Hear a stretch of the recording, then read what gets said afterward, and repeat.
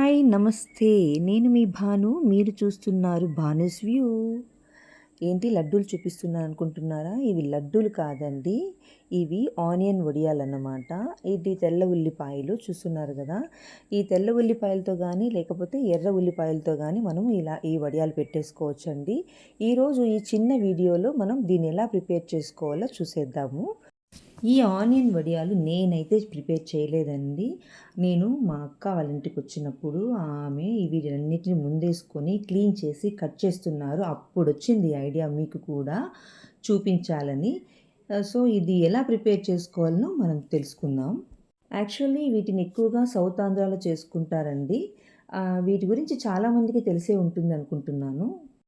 ఇలా అక్క 10 కేజీలు తెల్లుల్లిపాయల్ని మార్కెట్ నుండి తెప్పించుకున్నారట. పైనున్న పొట్టు తీసేసి శుభ్రంగా ఈ విధంగా ముక్కలుగా కోసి వేసుకుంటున్నారు. యూజువల్గా అక్క వాళ్ళు ఈ తెల్ల ఉల్లిపాయల్ని పండించుకుంటారు, చిన్న చిన్నగా ఉంటాయి అవి. ఈసారి అవి సరిగా రాకపోవడంతో మార్కెట్లో 10 కేజీలు తీసుకొచ్చుకున్నారట. వీటితో పాటు ఇతర ఇంగ్రీడియంట్స్ని కూడా తెచ్చేసుకున్నారు. వీటి క్వాంటిటీ ఏంటో మనం తెలుసుకుందాం. అలాగే దాదాపు 1 కేజీ వెల్లుల్లిపాయలను కూడా మనం శుభ్రపరచుకోవాలి. సమ్మర్ వస్తే చాలండి, ఆడవారికి పని ఎక్కువేం చెప్పాలి. ఆనియన్ వడియాలు పెట్టుకోవడం, బియ్యపిండి వడియాలు పెట్టుకోవడం, మిరపకాయలు ఎండబెట్టి పొడి చేసుకోవడం, ధనియాల పొడి చేసుకోవడం, కరివేపాకు పొడి, సాంబార్ పొడి, ఇలా రకరకాలుగా పొడులు చేసి నిల్వ చేసుకోవడం, అలాగే ఇక చింతపండుని క్లీన్ చేసి నిల్వ చేసుకోవడం, ఇలాంటి పనులు కొంచెం ఎక్కువనే చెప్పొచ్చు. నేనైతే ఇది ఇంతవరకు పర్సనల్గా ప్రిపేర్ చేయలేదండి. మా అత్తగారు అమ్మగారు పెట్టించేవాళ్ళు అన్నమాట. ఇప్పుడైతే 5 ఇయర్స్గా నేను వాడట్లేదు. ఇలా కట్ చేసుకున్న ముక్కల్ని ఒక డబ్బాలో వేసి మిషన్కి పంపించేస్తారు. వీటితో పాటు అలాగే వెల్లుల్లిని కూడా మిషన్కి వేసేస్తారన్నమాట. లేకుండా కానీ మిక్సీలో వేసుకోవచ్చు. మరీ నున్నగా కాకుండా కొంచెం కచ్చాపచ్చాగా వేయించుకొని రావాలి. దానికన్నా ముందు ఇవి ఎందుకు చేసుకోవాలి, వీటి టేస్ట్ ఏంటని చూస్తే, యాక్చువల్గా మన అమ్మమ్మ నాన్నమ్మ వాళ్ళ జనరేషన్లో వాళ్ళకి పొలం పనులు ఎక్కువగా ఉండేటివి అనమాట. అప్పట్లో పొలం పనులు చేయడానికి పనివాళ్ళు వచ్చేవాళ్ళు, వాళ్ళకి వీళ్ళు భోజనం చేసి పెట్టేవారు. ఇప్పుడు కూడా కొన్ని పల్లెల్లో ఇట్లా కూలీ పనులకు వచ్చే వాళ్ళకి భోజనం కూడా పెడుతున్నారు కదా. అలా ఎక్కువ మంది భోజనాలకి వండేటప్పుడు ఈజీగా పోపుల బాక్స్లో నుంచి అన్ని పదార్థాలు ఒక్కొక్కటే వేసుకోవడం వాళ్ళకి టైం సరిపోక కుదరక వాళ్ళు మెయిన్ ఇంగ్రీడియంట్స్ని, అన్ని కూరల్లో వాడే మెయిన్ ఇంగ్రీడియంట్స్ని ఇలా ఈ వడియం ఉండలో వేసి మిక్స్ చేసి ఎండబెట్టి పెట్టేసుకునే వాళ్ళు అన్నమాట స్టాక్. మొత్తానికి ఈ వడియాలు వాడటం వల్ల కర్రీస్ టేస్ట్ అయితే చాలా బాగుంటుందండి. ఈ వడియాన్ని మెయిన్గా ఆకుకూర పప్పు, లేకపోతే వంకాయ పులగూరలు, ఇలాంటి కూరలు, లేకపోతే నాన్ వెజ్ కూడా ఎక్కువగా వాడుతూ ఉంటారు. మనం కూడా ఇప్పుడు పోపుల పెట్టెలో ఉండేటివన్నీ వేస్తున్నాము, మెంతులని జీలకర్ర అని వేస్తున్నాము. అయినా కానీ ఇవి బాగా నానబెట్టి స్టోర్ చేసుకున్నటివి కాబట్టి ఇంకా చాలా టేస్టీగా ఉంటుందండి. వీలైతే మనం చేసుకోవచ్చు. ఇలా నీట్గా తరిగిన వెల్లుల్లిపాయ ముక్కల్ని అక్క అయితే మిషన్కి ఇచ్చి పంపించేశారండి.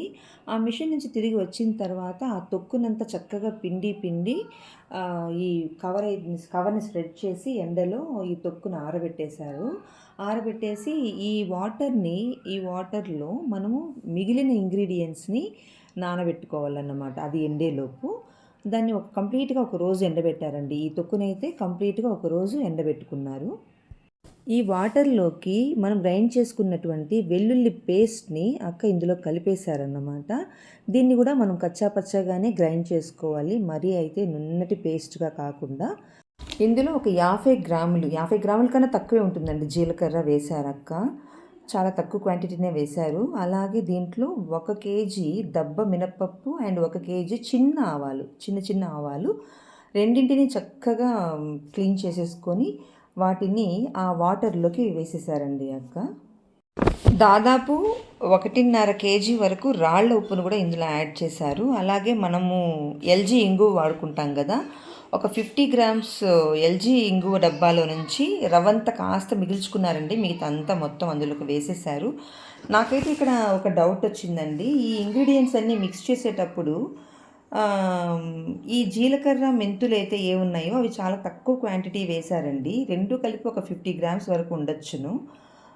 అంత తక్కువ ఎందుకక్క 10 కేజీల ఉల్లిపాయలకి 50 గ్రామ్స్ సరిపోద్దా అంటే అది అక్క అయితే అన్నారు, మెంతులు ఎక్కువైతే చేదొచ్చేస్తుందమ్మా, జీలకర్ర ఎక్కువైతే త్వరగా పురుగు పడిపోతుంది, నిల్వ ఉండదని అన్నారు. అంటే సంవత్సరం పాటు నిల్వ ఉంచుకోవాలి కదా, అలా అన్నారు. కానీ ఇప్పుడు అన్నీ ఫ్రిడ్జ్లలో స్టాక్ పెట్టేయడంతో ఏ పురుగుకి మనం ఛాన్స్ ఇవ్వట్లేదు అనుకోండి, అది వేరే విషయము.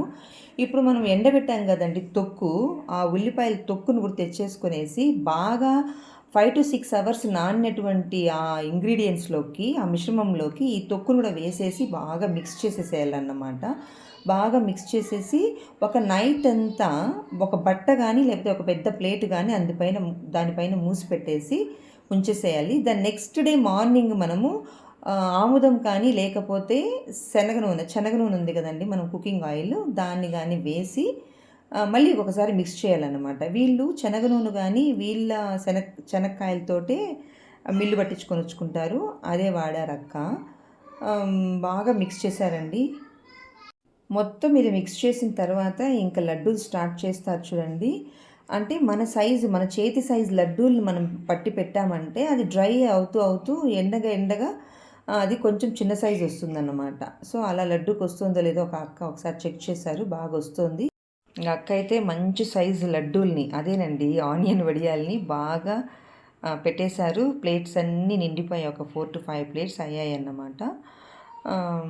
దాదాపు ఒక 100 వడియాలు అయి ఉంటాయండి, 100 దాకా వడియాలు అయి ఉంటాయి.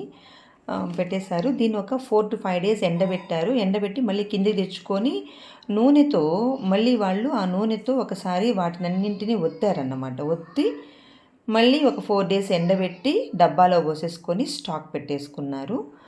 ఇంతకుముందు అయితే పెద్దవాళ్ళు దీనికి ఫస్ట్ ఒక ఉండ చేసిన వెంటనే పసుపు కుంకం పెట్టి గరిక పెట్టి గణేషునిలాగా పూజ చేసేవాళ్ళు అన్నమాట. అప్పట్లో అమ్మమ్మ వాళ్ళైతే అలా చేసేవాళ్ళు, కానీ ఇప్పుడు అక్క అయితే అలా ఏం చేయలేదు. మంచిగా ఇంకొక 4 డేస్ ఎండబెట్టుకొని డబ్బాలో స్టాక్ పెట్టేసుకున్నారు. నెక్స్ట్ సమ్మర్కి మనము ట్రై చేద్దామా? Thank you.